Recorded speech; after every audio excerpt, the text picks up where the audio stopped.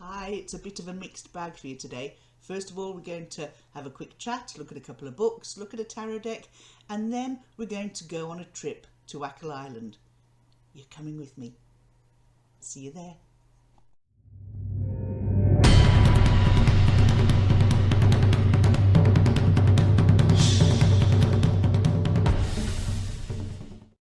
Hi, good morning and welcome back to Tarot Tats and Tea. I'm coming on here today to share with you our recent trip to Achill Island. Achill Island is a small island off the west coast in the County of Mayo.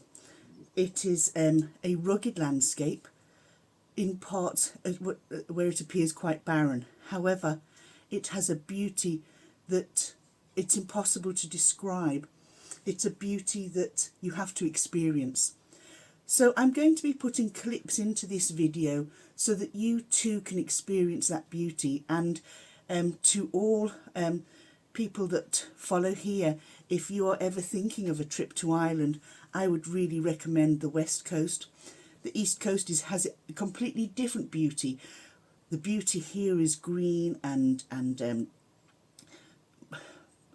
less harsh, but the harshness of Achill, and the history of it is something that I feel should be experienced by many. We drove around the Atlantic Drive, which takes you all along the rugged cliff edges, uphill and down dale. The winds are quite fierce, I have to say, and even by today's standard, there's still a harshness to living there because Achill gets absolutely battered by the worst of weathers. Recently we had exceptionally strong stormy winds here, and Achill took a fair battering, and so did the whole west coast of Ireland. That's the west coast. If you were on the mainland, you'd see Galway, County Clare and the cliffs of Moher, so you can envisage that ruggedness. Achill is also, a lot of people went in the coffin ships from Achill to America. And I have ancestors both from Achill who would have people there today, both in Achill and the USA, which was fantastic, because although we were walking in the steps of my father's as well as my mother's children, my husband's, we were there 17 years ago, and retracing those steps, and specifically now that my father is no longer with us, it brought back some lovely memories. But we also traced the footsteps of my ancestors, and that too was amazing. And it was lovely to sit down with people who knew the history and educate me. It was fantastic. What did we do when we went there? We did a lot of walking, a huge amount of walking, which was wonderful. We visited the aquarium, and it's actually amazing to know that when you swim in the sea, whether it be the Irish Sea or the Atlantic Ocean, I would say a square metre, you can be swimming with along with over 80 different species of sea life, whether it's going from sea anemones right through to small sharks. It's quite amazing. And from there we went to go and see a megalithic tomb, but initially, because it had the sign pointing up megalithic tomb this way, and I actually drove up somebody's driveway. I thought, I got to the house, thought, this it said the road, but between the two properties there was this narrow pathway that you went up between the two properties to walk up, and it was a very wet day and it was very slippy, and I'm not the steadiest of person on my feet, so we chose to leave it. Unfortunately, it didn't dry up enough for us to be able to do that, but we will on another visit. We also visited the deserted village and a number of different cemeteries that were full of historical context. We went on to the castle of Grace O'Malley, who was a pirate, and you could almost envisage her standing at her castle, looking and picking out ships that they were going to invade and take over. But it was really good. So I'm going to be putting clips and photographs together in this video so that you too can share that beauty, because I do feel if you are thinking of a trip to Ireland, definitely make time to fit in the West Coast, and of course the biasness in me, specifically Achill and County Mayo, and to enjoy it, to just experience it, because it's beautiful, quite simply beautiful. Yes, it's a rugged, hard coastline. Yes, it can look quite barren, but it has a beauty all of its own. And you will see that later on in this video. So whilst we were there, we went into Westport, which is one of the bigger towns on the mainland and in Mayo, and I picked up the 1JJ Swiss in a little esoteric shop that was there. The Tarot 1JJ breathes the spirit of a distant past when the supernatural was everywhere. Artistically high tarot cards from the 19th century in a loving reproduction. The 1JJ Swiss Tarot is an older style of tarot deck, a Marseille variant. The cards are reprints of early woodcut designs, printed in black and coloured with blocks of red, blue, green and yellow. It's one that has been on my to purchase list, but I've never really seen it around and about. So when I saw it there on the shelf, there was just this one. There was a second one that was in the window, and the casing had gone pink because of the dyed in the sunlight. So this one had been set aside for somebody, but she decided she wasn't going to come back and pick it up. So I was able to bring it home with me. And as you can see, it's the Marseille deck, it's pips, and it's really lovely. And the history of it seemed to fit in well with the weekend that we had away. It was all sort of ancestry and history, and using an old deck alongside my Nancy Hendrickson's copy of Ancestral Tarot. I took that with me as well, because I knew that I was going there on sort of an ancestral path, and taking that with me, doing my readings, it seemed to fit in really well. So I'm pretty pleased I came across that. I also picked up The Keelman's Fortnight, a book by Adrian Lavelle, and this book, the blurb reads as follows. Wesley Harding is a law student studying in Galway City. He's a loner, a misanthropist with grand ideals, who's obsessed over a beautiful classmate, Maya Dawkins. When tragedy strikes, Wesley flees to Achill Island, where he joins the Primal Scream Therapy Commune, the House of Novalis. It is here where Wesley flourishes, becomes their undisputed spiritual leader, his teaching causing the House of Novalis to become an international sensation. Detective Sergeant Jimmy Daniels is at the end of his rope. Based in Galway City, he's been suspended for doing his job properly. Now his superiors are using everything in their bureaucratic power to crush him. He contemplates whether he's up to the job anymore. Has the criminal mind evolved, or has the cancel culture and the technological age gotten ridiculous that he simply cannot do his job anymore? The first of a two-part series, The Keelman's Fortnight Part 1, is an epic tale about obsession, voyeurism, loneliness and the bureaucracy, all while seeking true happiness in oneself, covering a wide variety of themes that include mental illness, drug abuse, addiction, and the power of human relationships. As the story evolves, Jimmy and Wesley's paths become ever more intermingled. Coupled with a spree killer who stalks young female victims and a wide variety of colourful characters, this novel is a must-read for fans of true crime and cultism. Now, Adrian Lavelle is a writer and playwright who hails from the west coast of Ireland.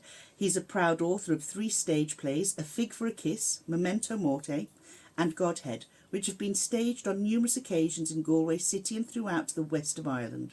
The Keelman's Fortnight Volume 1 is his first novel, and he currently lives on Achill Island, the lucky man. It's somewhere that if I had the finances to retire and that I didn't have to go and or my husband didn't have to go out to work, then I think that would be my place of choice. I think it really would. So this is one that I've started reading, but the House of Novalis that appears in this book reminds me, or gives me images of the House of Prayer that is on Achill Island. It's on Achill Sound, and it's situated far back. It's a converted convent. Now, the House of Prayer is somewhere we visited, and as you know, I stopped practicing Catholicism a long time ago, and I read up on the House of Prayer after our visit because I was quite struck by it, and struck by it in a manner that I wouldn't consider as awesome. It made me question the fine line between devotion, prayer, adoration versus idolatry. There were more statues in one room than I've seen in possibly 10 churches put together.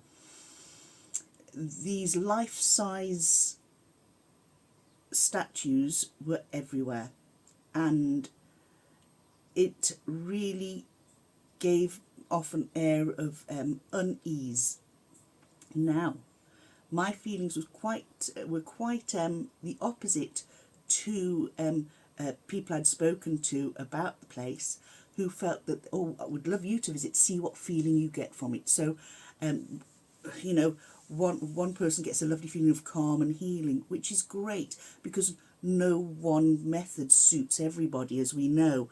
And if that sort of worship, that sort of activity fills your well, that helps you through every day, then that is fine. Horses for courses, as they say.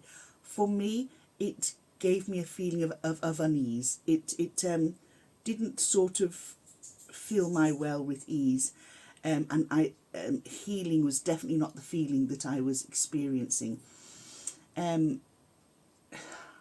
It's for some people and not for others. Similarly, as tarot is for me, it would not suit a lot of people. Now, this was set up by a lady called Christina Gallagher in 1993. A few years later, I think the Catholic Church wanted to get on board, but they wanted, you know, to have a look deep into all the finances, the funding, etc., etc. So she closed it down for it to reopen a couple of years later. So there was a big question mark over what was going on, and she's still very much in the thick of things there now. So is it a money-making scam? Is it truly a healing place? Having since read further on it, the Catholic Church has never given its consent to operate in its name. It has not taken it in under its umbrella of Catholicism, albeit they sell rosary beads, they sell holy books, they have, like I say, statues to beat the band, and it's just, they don't allow photographs. They also have people almost like security on the gates and the door, so you're like, oh. And then when you go into the shop, everybody is dressed in absolute finery and suits, and you think, okay. So it makes me wonder, did Adrian Lavelle take that sort of cult-like feeling and environment from that and turn it into the House of Navalis? It would be very interesting to know. I'd love to sit him down someday and have a chat and say, what happened there? How did you get that idea? Because if I was to write a book on this sort of topic, that house would definitely give me the cult vibes. Anyway, moving on from there, we had a trip into... oh, sorry, I told you about the trip into Westport, sorry. When I arrived home on the Sunday, this was waiting for me here, Tarot Wisdom, Rachel Pollock's Tarot Wisdom. And this is embarking on a fascinating journey, and be amazed by where tarot can take you as it reveals the secrets and the hidden possibilities of your own life. Rachel Pollock's 78 Degrees of Wisdom forever transformed the study of tarot. This much anticipated follow-up to Rachel's classic guidebook will inspire tarot aficionados and inform a new generation of tarot students. Enhanced by the author's personal stories and insights gained over the past 3 decades, Rachel Pollock's Tarot Wisdom invites you on a fascinating and fun adventure, offering an abundant array of new ideas mixed with enlightening discussions about tarot's checkered past. This guidebook features innovative ways to interpret and use tarot, It features a wealth of original spreads to try for yourself, including spreads for predictive, psychological, magical and spiritual readings. All 78 cards are explored from a fresh angle: history, art, psychology and a variety of spiritual and occult traditions, using cards from 7 diverse decks so that you can easily contrast and compare. No matter where your starting point on the path of personal discovery is, this book will prove a trusted companion for your journey. So whether you're a complete beginner, whether you are well on your way down the tarot path, whether you're a seasoned reader, this is something that you're bound to find something new in. And the fact that it's been written by Rachel Pollock is almost like an extension of the 78 Degrees of Wisdom. I think it's going to prove to be quite a gem in any tarot library. So we've had a look at my Achill haul. Oh, one thing I didn't show you, and it's this. This is my Achill Island sea salt, and it's sea salt that contains seaweed. Now, there were other sea salts, Achill Island sea salts, that had a variety of different seasonings in them, but this one has the seaweed, which I thought, I'm going to purchase that. Now, why am I purchasing it? Not just to season food. I'm also going to be using it in my own magical practices. Salt, as we know, is a protector. Seaweed encourages healthy growth, sort of good luck and prosperity, and new paths. So that mixed with the protection of the sea salt, and when I put it into my mortar and pestle, add a little bit of black salt for protection, cloves and that for grounding, along with coffee, eggshells, rosemary to keep away negativity and reflect it back onto the sender, and what else is there? Chili, so that if anything is being sent to you in a negative way, that it sends it back to the sender with a little bit of a sting in it. So that is going to be mixed up today and sprinkled around my property later on. Do I do it for a reason? I always protect our property. I do it, I would say, once a week. Sometimes I forget, it could end up being once a month, but yes, I do regularly protect our home. So I'm going to stop talking now, and I'm going to take you off to Achill Island. I'll see you at the end of the video. I hope you enjoy the trip.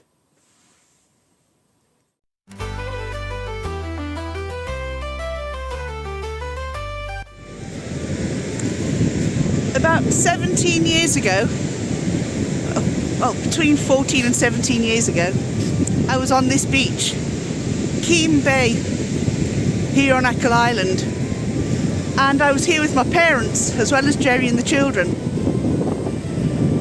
We had just come to Mayo for a week with my family, brought Mum and Dad over for a holiday, and Dad and I swam here in the Atlantic Ocean, and it was a day that was pretty similar to the day that's in it today. We were brave, hardy souls. It brings back lovely memories to walk here again, literally in the footsteps of my father.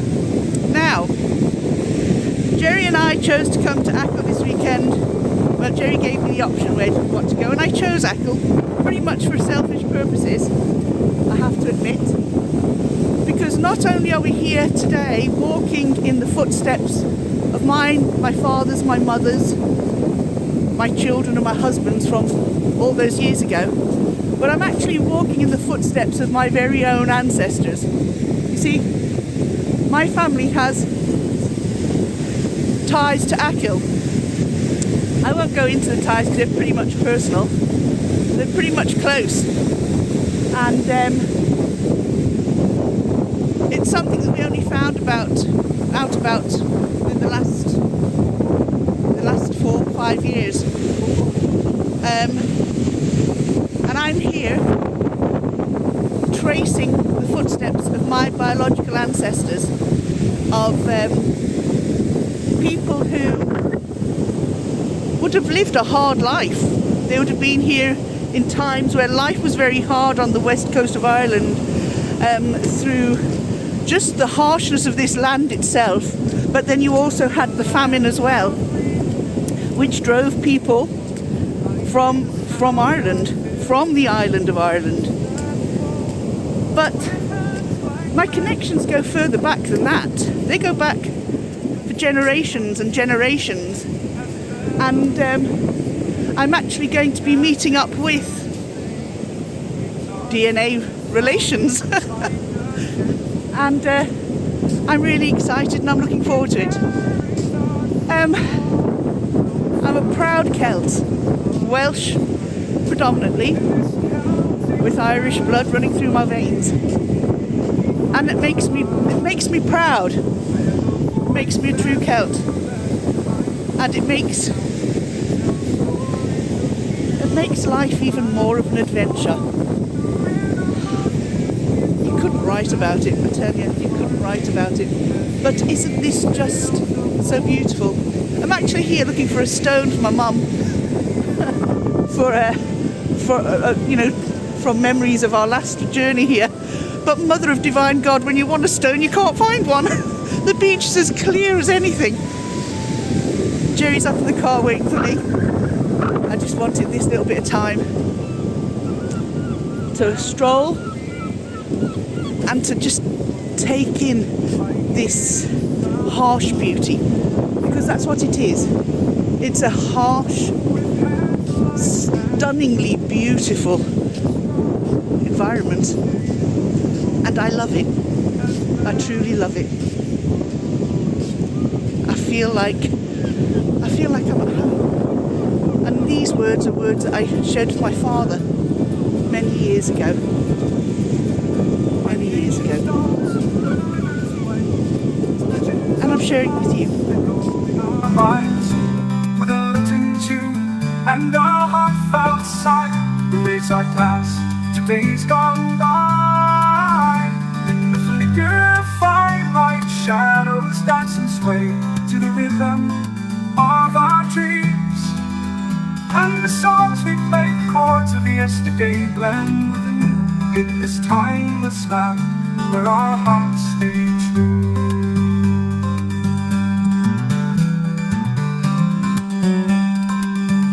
Like the ancient stones where the rivers win, legends of the past echo in our minds.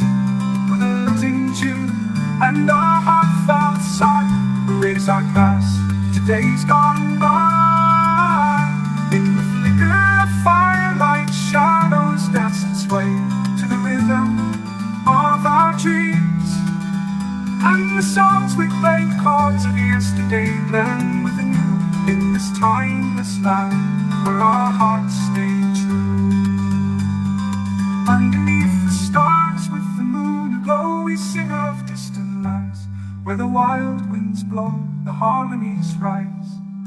Like the misty morn binding us together where love is born.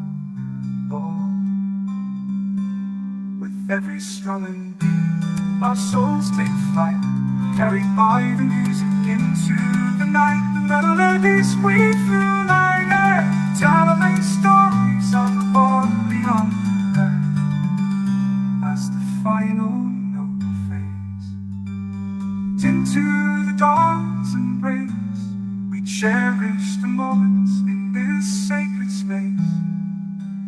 Though the song may end, its spirit remains in the heart of the hills, and no whispering reigns until we meet again in this land of dreams where the music lives on in endless streams. And remember the tune and the joy it brings in the land of green hills where our hearts still sing.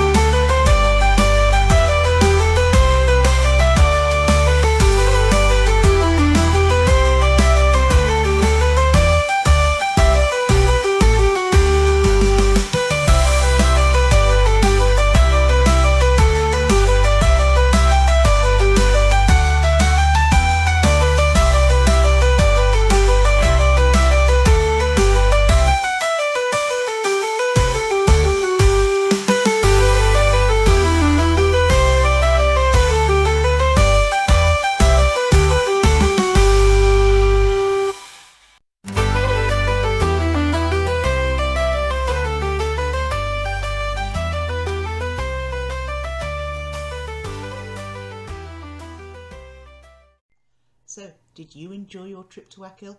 I hope so, and I hope this video has whet your appetite for you too to come over and visit this beautiful island of Ireland.